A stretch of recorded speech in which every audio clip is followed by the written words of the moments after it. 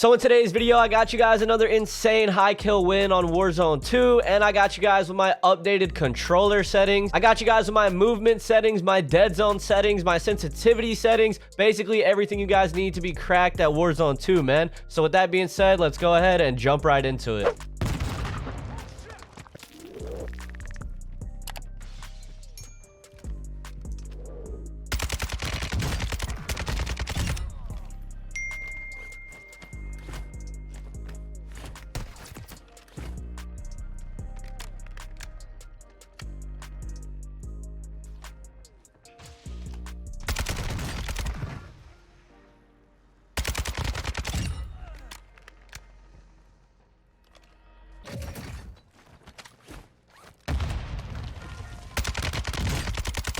Why would you push that? Wanna go push? Oh my god, I knew it, son.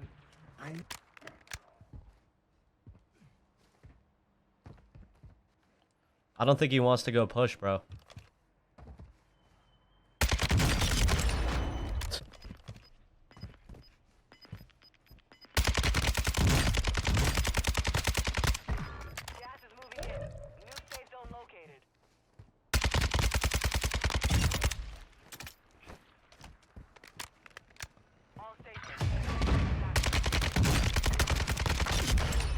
He's trying to find the loadout. Up here. Oh my god. Got him. They're right below. Those kids can come up though. Like right below? Yeah, like right directly below. Oh shit. Coming up this ladder? Oh my god, your teammate got me. What the fuck, bro? Shit. They're right below us.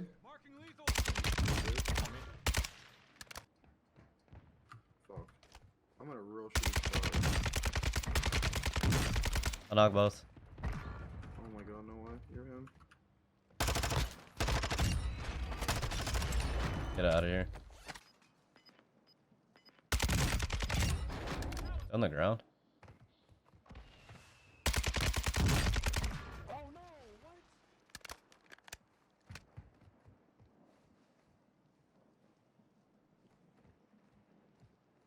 He was up top. He was up top.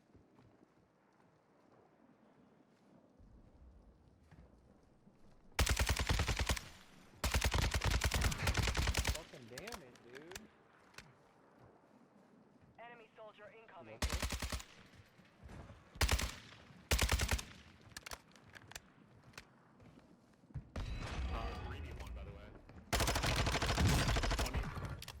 You're not. Down low. He's up top.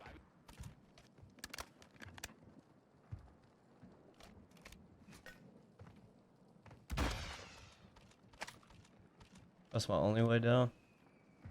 Just bought him back again, bro.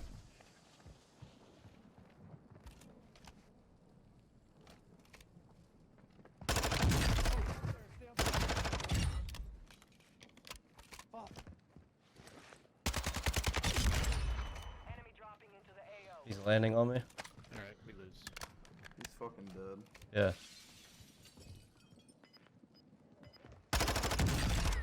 Give me that, dub. So I hope you guys enjoyed today's high kill gameplay, man. If you did, make sure you leave a like. I would really appreciate it. Now we're going to go ahead and jump into my Warzone settings for you guys, and we're going to start with my graphic settings for any of you guys that want to copy down any of those. So display mode, always go with full screen exclusive for the best performance possible. Screen refresh rate is 144 because I have a 144 hertz monitor. Display resolution, you always want 1920 by 1080. My aspect ratio is automatic, and I believe mostly everything on this page is default or off. My frame rate limit is 140. Like I said before, my monitor is 144 hertz, so I don't really need anything above 140. For the quality page, most of these things are going to be low or off to get the best FPS possible, but for some things, I will show you guys my settings. Render resolution, you always want this to be 100 to have the crispest image possible. For my upscaling, I use Fidelity Cast Anti-Aliasing SMA-AT2X. with the normal quality, and I do crank my video memory scale all the way to max to have the best memory scale possible. For most of my textures and resolutions, everything's going to be on low, but for nearby level of detail, I like to put this on high to make your game look a lot sharper, and this really doesn't affect your FPS at all, so you guys can rock high on this. Mostly everything else is going to be low or off. And guys, you can feel free to pause the video and screenshot any of the settings that you guys do need. And like I said, man, most of these quality settings are going to be on low or off to get the best FPS possible. Except for when you get down here to spot, shadow quality, and spot cast, you want to put both of these on medium because it will make the lighting on your game look a little bit better and it really doesn't affect your FPS at all. And I believe the rest is going to be low or off. I do have low latency on and my film grain is a 0.25. Like I said, feel free to pause the video and screenshot any of the settings you guys need from my graphics. And for the view tab, of course, I rock a 120 FOV to get the max FOV possible. You do want to make sure you put on ADS field of view affected. This is going to make your ADS FOV and your regular world FOV the same, so you have a consistent FOV all the way throughout your games. Definitely rock affected. For weapon field of view, I prefer to have this on wide because this will make your weapon look smaller on your screen and take up less space so you can see more. So I would highly recommend wide. For third person field of view, I don't really change this because I never play third person. For vehicle field of view, I also put this on wide to get a wider FOV when you're driving vehicles around in Warzone. Definitely make sure you put first camera movement on least. This is how much your camera moves and shakes when you're running and sliding in Warzone. So definitely put this on least to have the best aim possible in Warzone. Third person camera movement default, like I said, I don't play third person, and these two I haven't changed yet, so these are all my view settings. So now we're going to get into my audio settings. I know a few of you guys were asking for my audio settings in previous videos. So for audio mix, I do rock a headphone bass boost. This is just the best I've found for hearing footsteps. For my master volume, I have it set to 46. And then I believe everything else is just default for voice chat and all this random stuff down here. All I really worry about is master volume, audio mix, and mono audio. I turn this off. Some people were saying that if you turn this on and put it to 1, you can hear footsteps better. I tried it out for a little bit and I really didn't like it, so I just rock headphone bass boost. So now we're going to get into my official controller settings, which I know is what most of you guys clicked on the video for. But really quick, before I break down all of my controller settings, I do want to let you guys know, man, I am sponsored by Cinch Gaming. Cinch Gaming sent me out this insane custom PS5 controller. It has back buttons, mouse click triggers, mouse click bumpers, mouse click face buttons, mouse click D-pad, the best custom sticks on the market. I've had zero stick drift with this thing. So if you guys do want to try out these insane controllers, you can use code SWAY for 5% off your controllers at cinchgaming.com. There's a ton of Christmas deals and holiday deals coming up on the website. So if you guys do want a chance to get yourself one of these insane top of the line custom controllers for Warzone 2, click the top link in the description. You guys can use my code for 5% off.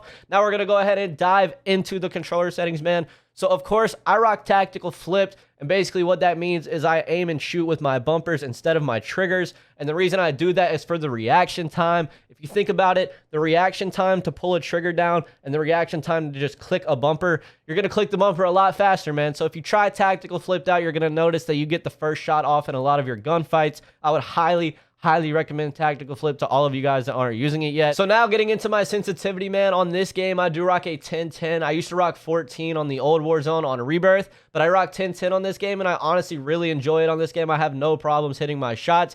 For the ADS sensitivity multiplier, I rock a 0.75. That's what I've always gone with. For sensitivity multiplier, I haven't changed any of these. I don't like having a different sense for a bunch of random different things. Vertical aim axis, I haven't changed any of this either. This is still all standard. For my aim down sight behavior and change zoom shared input, that's just default too. I haven't changed that at all. For the next setting you guys need, definitely make sure you have automatic tactical sprint so that you can just push your stick forward to sprint in Warzone. I highly recommend that for better movement. For interact / reload behavior, this is also another huge Warzone setting. Make sure you have prioritized interact. Basically what this does is it allows you to have tap to reload and tap to interact on at the same time. It just prioritizes interact if you're also out of ammo. So say you're out of ammo, but you're trying to pick something up off the ground like a gas mask or a shield plate, it's going to prioritize that item on the ground over reloading. If you don't like that, you can always go with prioritize reload, and it will prioritize the reload over the things on the ground. I just prefer to do prioritize interact, and I feel like that's probably the best option for Warzone at the moment. And also armor plate behavior, this is huge. Make sure you have apply all so that you just hit the armor button once and it will continuously apply armor, and you don't have to press it every single time, every time you want to put on a plate. For the advanced tab, obviously we got that aim assist on. You know we want the aim assist For aim assist type, I highly recommend you guys go with default. At the beginning of Warzone 2, Black Ops was the best, but it did get a nerf in one of the most recent updates. So I highly recommend you guys go with default. For third-person ADS correction type, I don't even play third-person, so I haven't changed this at all. For the gyro behavior and stuff, I have all of this off. If you don't know what gyro is, basically it turns your controller into like a Wii remote, and you can tilt your controller in the game. We'll do it. So we want that off. We don't want any of that stuff on our game. So aim response curve type, I highly recommend you guys go with dynamic because it is the best response curve type by far. ADS sensitivity multiplier is 1. I believe that's default. I don't think I've changed that. For ADS sensitivity transition timing, make sure you guys have this instant so that as soon as you ADS, your ADS sensitivity transitions.